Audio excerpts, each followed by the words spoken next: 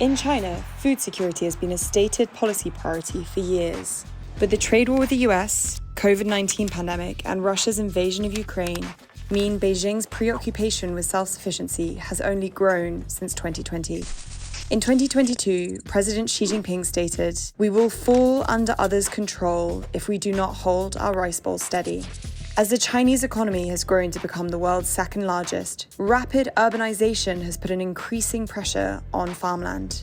At the same time, the average Chinese diet has changed to include more meat, dairy, and processed foods. But less than 12% of China's land is classed as arable by the World Bank. That compares with 17% in the US, a country of roughly the same area but with less than a quarter of the population.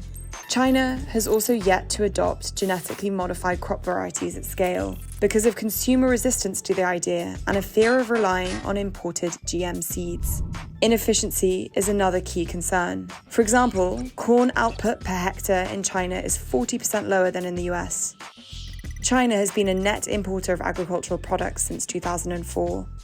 It is now the leading purchaser of products including soybeans, corn, and rice. Beijing is relying on a raft of strategies to enhance its food security, including forging closer agricultural ties with allies such as Brazil. Brazil is now China's largest agricultural supplier by value, providing around 20% of China's agricultural imports. Beijing is also diversifying its import sources and has signed more than 100 agricultural cooperation agreements with countries involved in the Belt and Road Initiative, its global infrastructure scheme. Domestically, authorities have reclaimed more than 170,000 hectares of farmland since 2021.